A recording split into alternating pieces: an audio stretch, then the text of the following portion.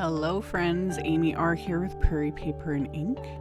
As promised, back with another video using one of the items from the Simon Says Stamp October 2022 card kit. The card kit is sold out. However, this folder is still available. Separately, I'll have links to everything. So I started with some Distress KRAFT heavy stock cardstock, because I'm kind of obsessed with that again. And I wanted to try running it through an embossing folder. So I knew it could be embossed. It's just a little more finicky because this heavy stock is very heavyweight. So any sort of heavier weight cardstocks or watercolor paper, those sorts of things, you can put through an embossing folder. But I highly, highly recommend, misting with water first. That just helps prevent everything from cracking and gets you a better impression. So that's what I had done. I trimmed down my cardstock. I misted it more heavily than usual with water, and then ran it through my die cut machine with the embossing folder. And with these embossing folders, like any brand of embossing folder, it will usually state with the folder, on the website, what sandwich to use depending on what machine, etc., because it varies depending on the brand, the type of folder, etc. So I did the embossing, and even just that alone, honestly, you could just add some splatter, like add some gold splatter and a sentiment, and it would look beautiful. I'm obsessed with embossing folders now. It's funny because back in the day, embossing folders have been around for years and years, well over a decade now. And the original ones were nothing compared to what these awesome images and scenes and 3D embossing and just all this stuff. It's just, I'm obsessed with them. They're so much fun. So I didn't just, add splatter and call it a day. I wanted to, but I had my heart set on coloring this because that's why I use specifically the KRAFT heavy stock, because it's darker than my other go-to favorite, Nina, Desert Storm, Chef's Kiss, Love. This is darker. So I just, had my heart set on it. And then I'm using my Distress watercolor pencils to color this in. And in this instance, the way I use it here with the palette is kind of the way to go. You don't have to purposely set up a palette. You can still use the watercolor pencils.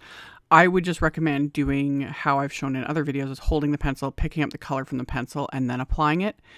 Because if you're going to try coloring something like this with specifically like a watercolor pencil or even colored pencils, those sorts of things, the pressure you need to use to color is going to press down that raised embossed look.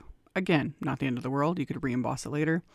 But it's just one of those things. Also, there's a good chance too, depending on how much pressure you add, you could end up tearing up the cardstock a bit. You know what I mean? So you just got to experiment though. Can't hurt. Run it through run whatever you got going through your embossing folder and color it with whatever you want to color it with, could totally work. I went with the Distress watercolor pencils because I knew they would show up nicely on dark cardstock.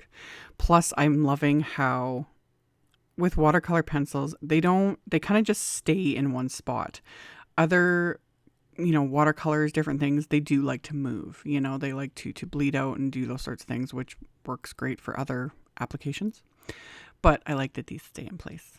And this palette, I have done a video. If you haven't seen it, I'll have a link to it at the end of this video, how I did this. It's literally just the shavings of the watercolor pencils put into a Distress palette. And then with this one today, I had added water to the colors I wanted to use to start to soften it up. It just makes the process easier because, the water starts to absorb into it. And then I don't have to spend as much time swirling my brush to get the color. So I've super sped this up in editing, of course. I honestly don't know how long this took me. I was zoned out watching reruns of House, one of my absolute favorite shows, while I painted this. And it's another one of those things where the florals themselves were fine. I colored them. It's all the little bits that I was kind of getting a little overwhelmed because I was like, oh no, why did I start this? It might take too long. But it's definitely one of those things where once you start coloring it, I went to the greenery right after, and it just you start seeing everything individually. It comes together so much easier. So I painted that whole thing, loved it. Of course I'm going to add splatter. as is tradition. So painted the whole background, and then I put this in my splat box, and then I have Ranger Perfect Pearl powder, of course. Put a bit of that on my little palette, added a bit of water, got to swirl that around, and then I'm going to use my little fan brush here and just splatter this all over this background. Absolute favorite. It always looks more intense, more messy, more overdone before it dries, but especially the Perfect Pearl splatter. When it dries, it is so subtle, but then the minute the light hits, and it picks up the shimmer, it's like, oh, live.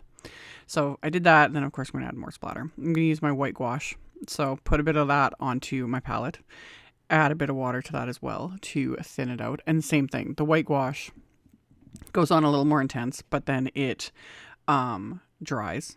It's another reason I'm loving the Distress watercolor pencils, because adding splatter on top, the splatter doesn't absorb the color like it does with inks and other things. So again, it's always fun to experiment though. You never know. You could totally have painted all of these images with like oxide inks, like squish them onto a palette like I've shown in other videos. That would work too. So yeah, but yeah, I use the watercolor pencils. I'm kind of obsessed with them, really enjoying them. You could definitely try it with other watercolor pencils, whatever you've got in your stash. Like I said, experiment. It's fun. So after all my splatter was dry, I did cut that panel down a little bit so it's smaller than my A2 card front. And then my card base itself, A2 sized, smooth white cardstock. It'll be a top folding 4 1/4 by 5.5 inch card. And I put the card base inside my Misty, and I inked up a sentiment from the So Talkative stamp set. And I inked that up with Villainous Potion Distress Oxide ink, because I used that color to add some shading to the center areas of the daisies, as well as to the little flowers and bits and whatnot on that embossing folder. And then my other sentiment, or my main sentiment on the card front, is this little friend wafer die that came out, I think, last Stamptember. So it's still available. I'll have links again. So I die cut the word from white cardstock. I die cut the outline from vellum. And then I use my KRAFT Tacky Glue, the bottle that I have the detail metal tip on. And I'll have a link to that as well. I had ordered those, and then I just screwed it onto a new bottle of KRAFT Tacky Glue. And it works perfectly for detail. And I keep a stainless steel like sewing pin in that detail tip all the time. It doesn't rust, doesn't do anything. And I have yet for this thing to clog. It's perfect. So I had put the die cut word on top of the vellum. I had die cut a second word from cardstock, and I'm adhering that behind the vellum. This will just make it easier to adhere so that I don't have glue oozing out all around the vellum, because glue does show through vellum. Plus this pops the sentiment up just the teeniest bit. I could stack it more, if I'd wanted even more dimension. But just the one layer was enough. It just pops it up a teeny little bit. It makes it easier to adhere. And I decided not to add any companion sentiments. And I actually decided not to add any bling. I know. But with this card, with the texture, which is so hard to show in video, but with like all the raised edges and the painting and the splatter, it was more than enough. Like it just does it for itself. So I had backed this panel with some foam tape. So that will also give it a little more dimension as well. Plus it just makes it easier to adhere because there is quite a bit of texture with this embossing folder. So I popped that onto the card base and that finished this card off. I'm going to turn off a couple of my overhead lights to try and show that texture and like dimension, because it is just fabulous. I love this embossing folder. So much fun. So, as always, like I said, I will have a link to all of the supplies I used in the description box below the video. I will also have a link to my blog post. And then in the blog post, I have the pictures, and then I have picture links to all the supplies, so it's just easier to navigate.